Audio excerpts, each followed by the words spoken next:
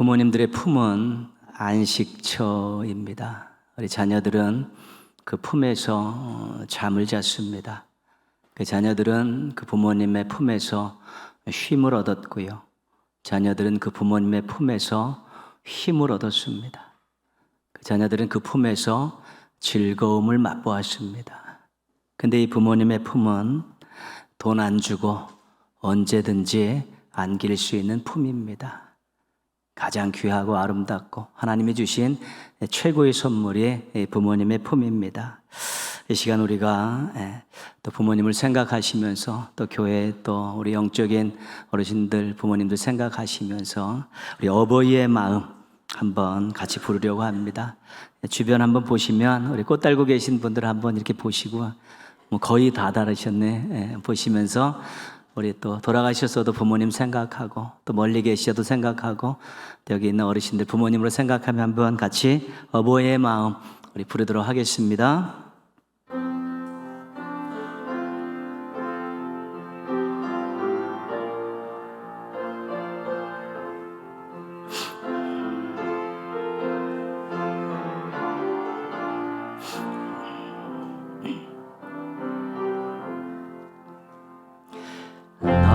실제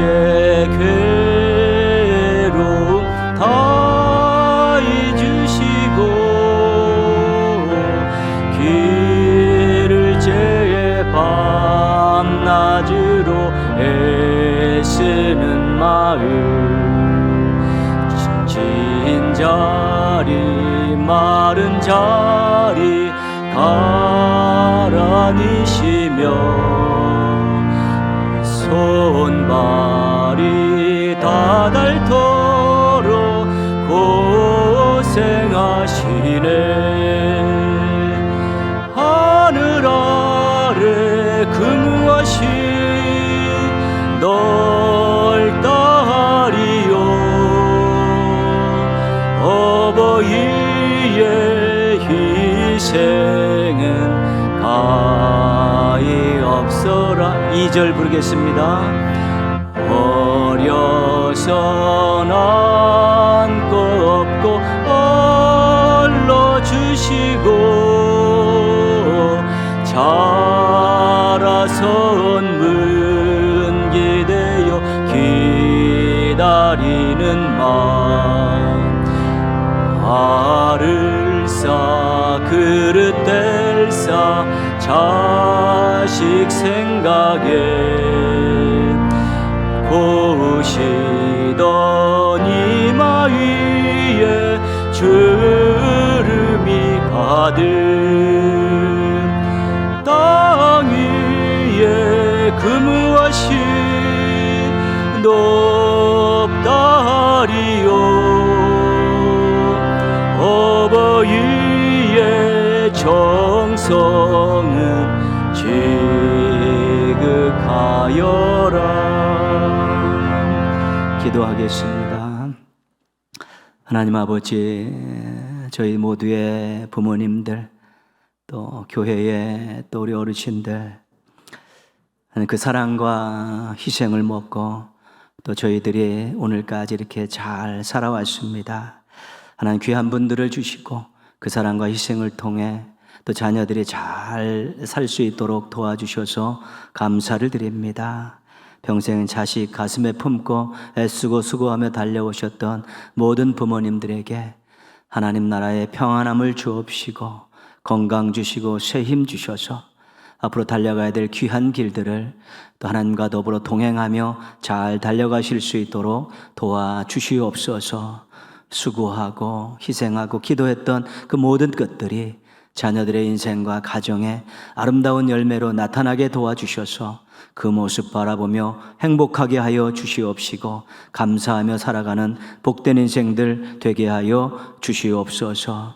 하나님께서 함께해 주시고 인도해 주시고 또 영광 중에 품어주실 것을 꼭 믿으면서 소망 가운데 또 하루하루 귀한 삶을 잘 이끌어갈 수 있도록 도와주시옵시고 가정에서 교회에서 또 이웃 지역사회에서 또 사회에서 항상 존경받고 사랑받는 귀한 분들로 살아갈 수 있도록 주님 인도하여 주시옵소서. 귀한 분들을 통해 영광 받아 주시옵시고 또 귀한 분들의 기도와 또 수고와 희생이 이 땅을 아름답게 하는 아름다운 밑거름들이 되어질 수 있도록 복내려 주시옵소서. 감사드리옵고 예수님의 이름으로 기도합니다. 아멘. 우리 한번 또 힘차게 우리 감사하고 축하하는 박수 한번 하시겠습니다. 감사합니다. 예, 축하합니다.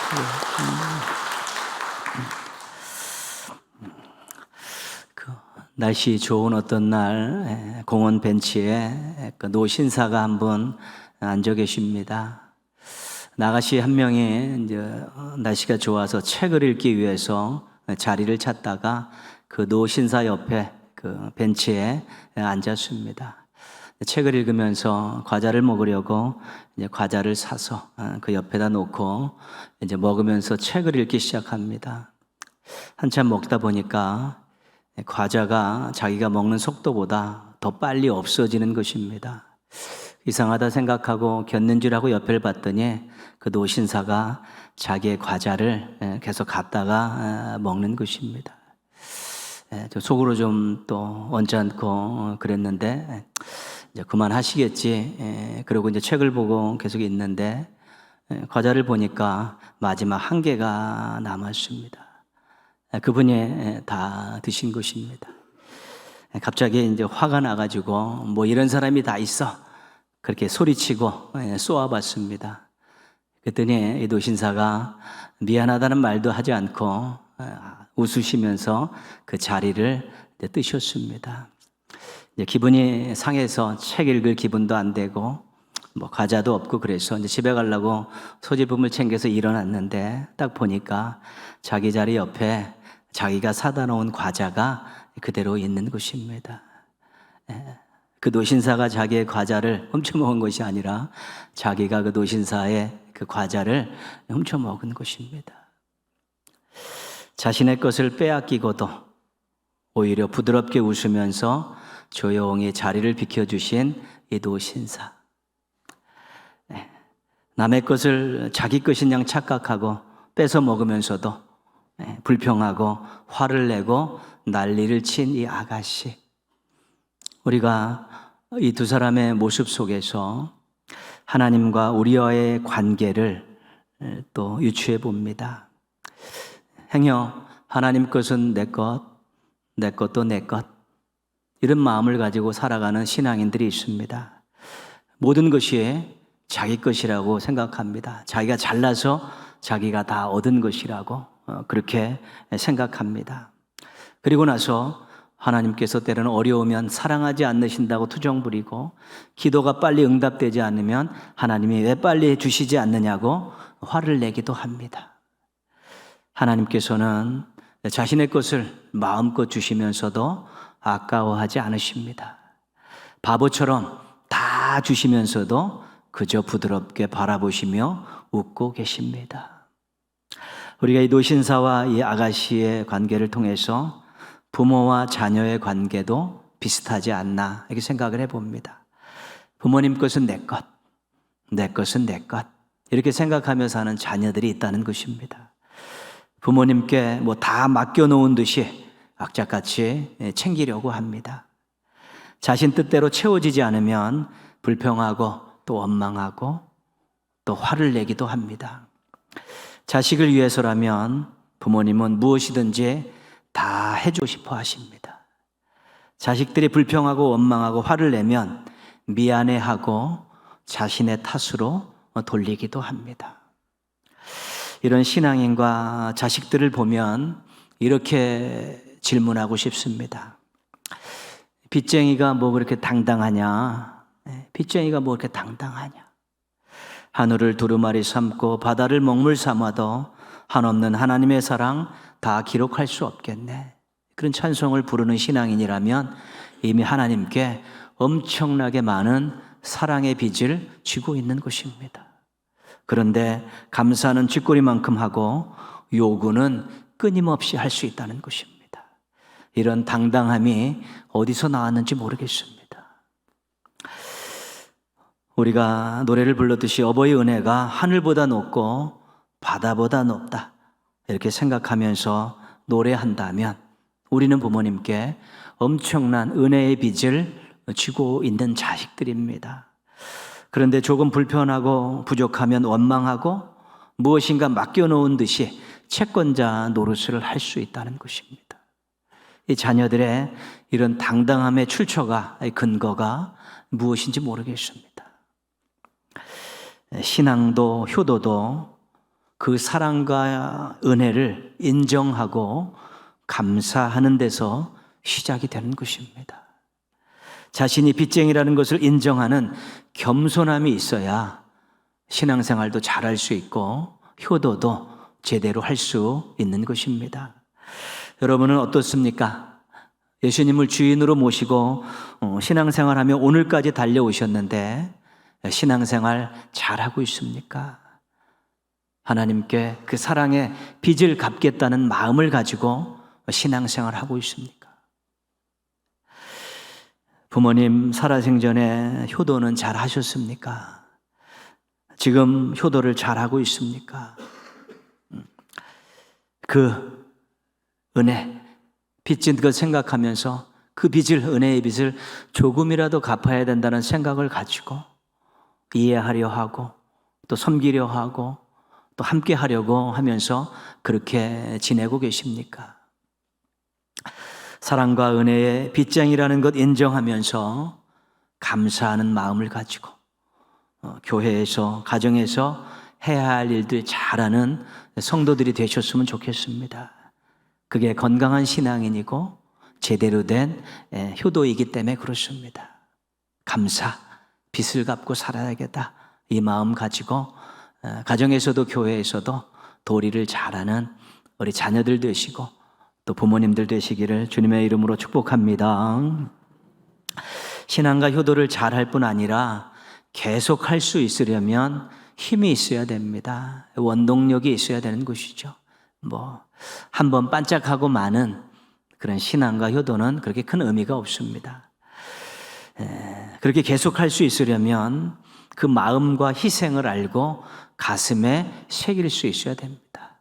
하나님이 나를 향해서 이런 마음을 가지고 계시구나. 부모님이 나를 향해 이런 마음을 가지고 계시구나. 하나님이 나를 위해서 이런 희생을 하셨구나. 부모님이 나를 위해 이런 희생까지 하셨구나.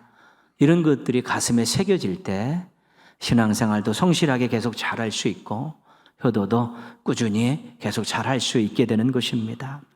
오늘 말씀에서 우리 부모님의 마음이 어떠한 것인가를 한번 찾아보도록 하겠습니다.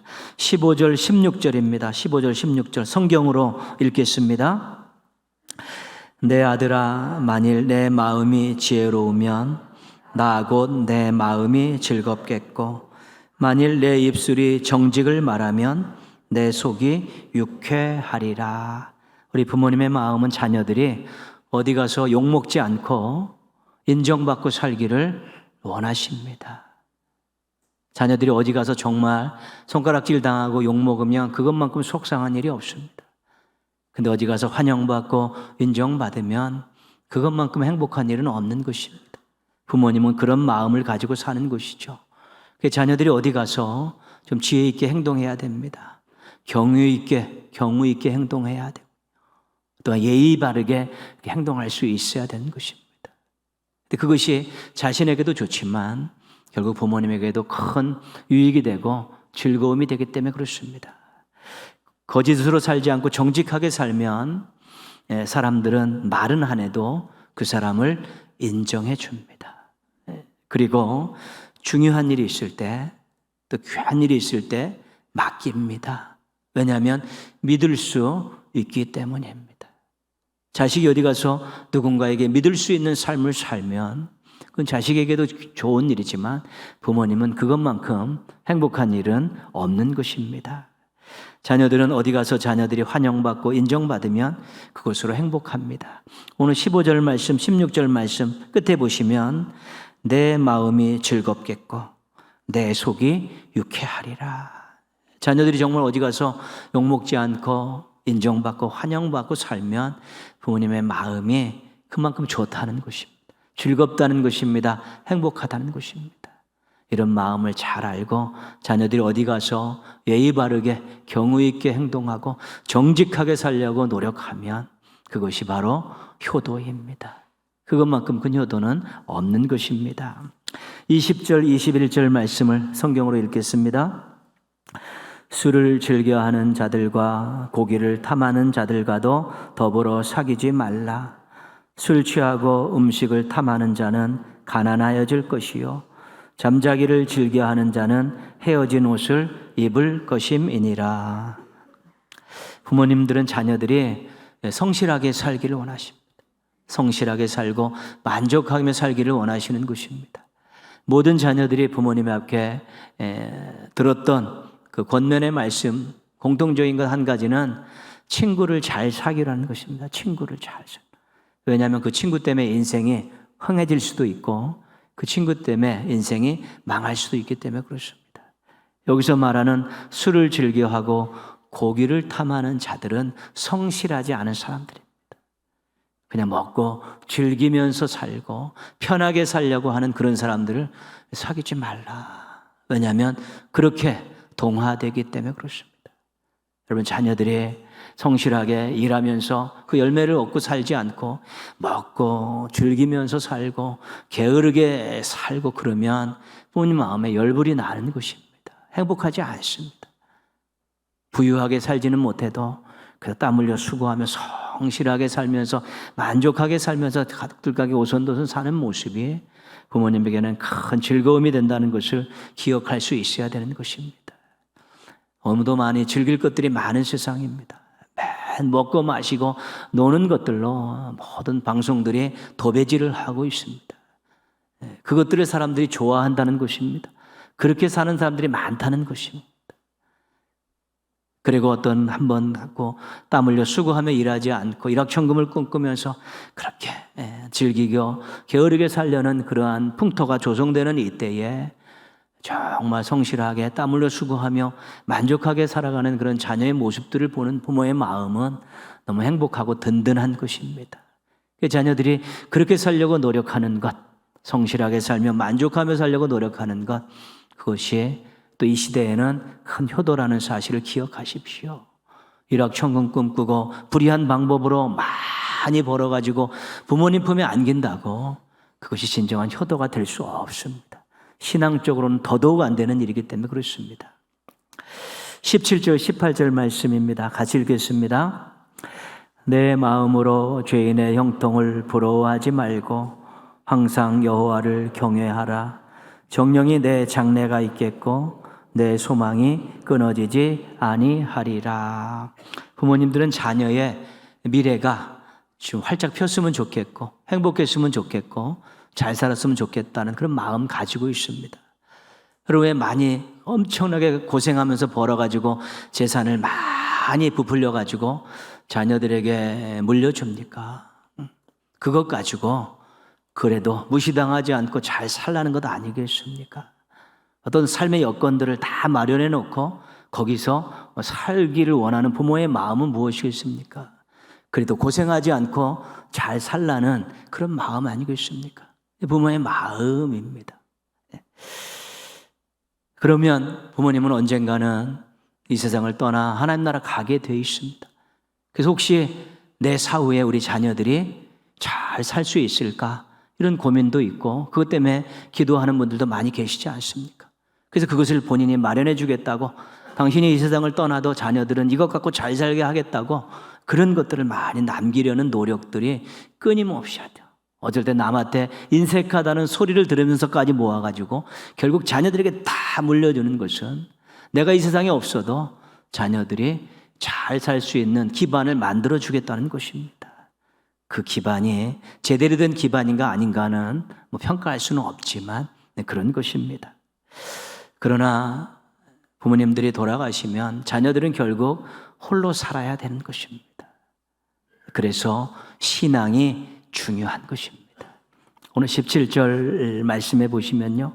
내 마음으로 죄인의 형통을 부러워하지 말고 항상 여호와를 경외하라. 본인이 끝까지 함께할 수 없습니다. 삶의 기반을 만들어주고 또 많은 재산을 물려주고 그러면 잘 살 수 있을 것 같다라는 그런 안심을 할 수는 있지만 보장은 할 수는 없습니다. 그러나 신앙을 물려주면 그것은 하나님께서 책임져 주시는 일이기 때문에 보장이 있는 것입니다.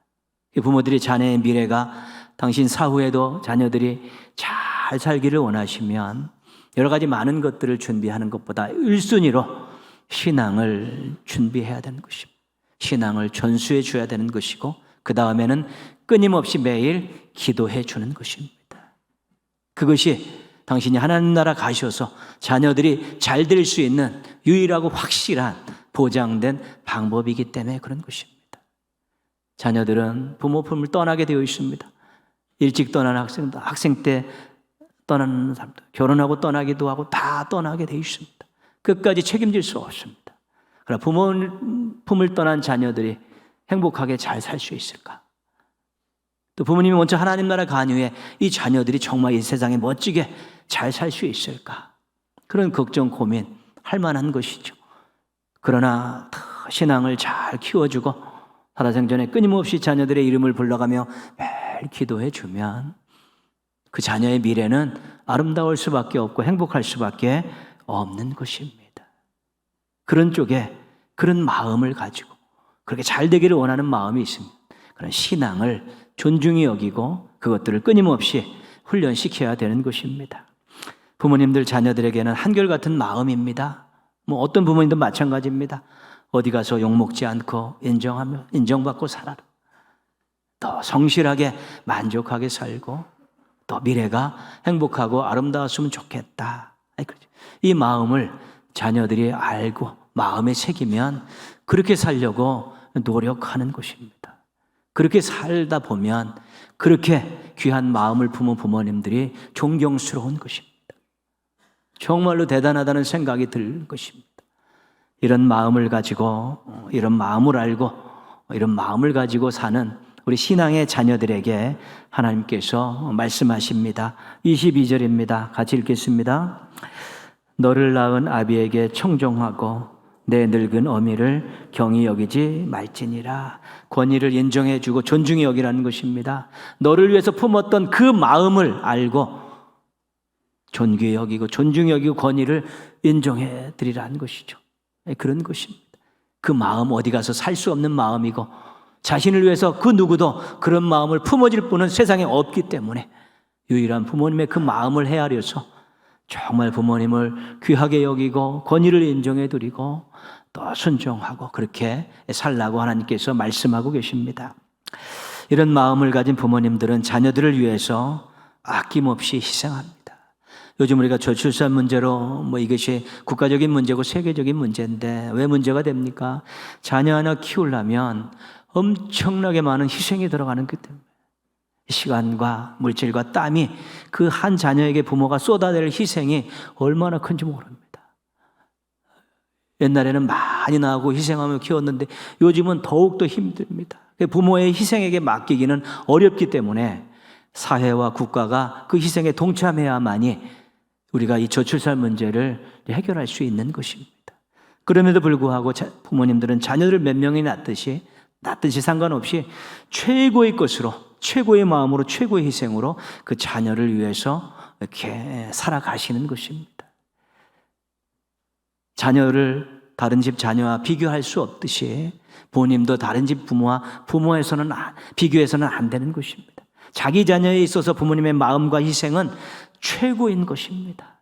겉으로 볼 때 그 표현 방법이 다르고 형편에 따라 다를 수 있을지 몰라지만 그 사랑의 마음과 희생하겠다는 마음, 그 희생은 자기 자녀에만큼 100%이기 때문에 자신의 부모를 정말 귀하게 여기고 아름답게 여기고 그 희생을 기억하면서 부끄럽지 않게 살려고 노력하는 것이 자녀들인 것입니다. 그래서 그 희생을 가슴에 품으면 존경하지 않을 수가 없고 귀하게 여기지 않을 수가 없는 것입니다.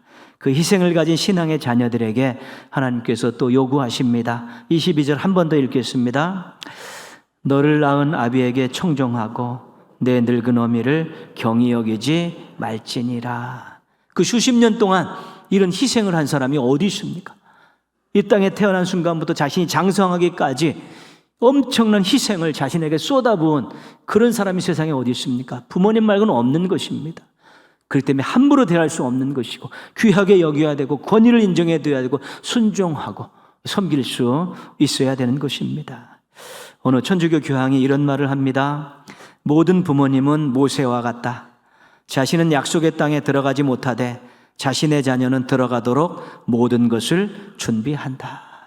모세가 이스라엘 백성들을 향해 모든 것을 다 준비했습니다. 출애굽을 시켜서 광야를 거쳐서 차세대 지도자 여호수아까지 세워놓고 이 백성들을 가나안 땅으로 들어버릴 모든 준비를 다 했습니다. 근데 자기는 40년 동안 고생했는데 가나안 땅에 들어가지 못했습니다. 이런 것이 부모의 마음이라는 것입니다. 자신은 누리지 못해도 자녀를 준비시키기 위해, 자녀의 미래를 준비시키기 위해서 모든 것들을 희생하는 것이 부모님이라고, 그런 사랑의 마음을 가지고 희생하는 것이 부모님이라고 그렇게 말씀하고 계신 것입니다. 하나님께서 괜히 부모를 공경하라고 말씀하시겠습니까? 하나님 말씀이 아니더라도 우리가 그 사랑의 마음과 끊임없는 희생을 기억하고 가슴에 새긴다면 우리는 효도하지 않을 수 없는 것, 공경하지 않을 수 없는 것이고 우리가 그 권위를 인정해드리지 않을 수 없게 되는 것입니다. 부모님께서 생존하신 자녀들은 부모님의 이 아름다운 마음과 고귀한 희생을 잊지 말고 하나님 말씀대로 효도하며 사십시오. 그것이 인간의 도리고 은혜 받고 구원받은 하나님의 자녀들이 당연히 해야 될 삶의 평생의 모습이 되어야 되는 것입니다. 자녀들이 있는 부모님들은 이 아름다운 마음과 고귀한 희생 더 잘 간직하시고 활용하셔서 우리 자녀들에게 아름다운 미래를 선물하시기를 바랍니다.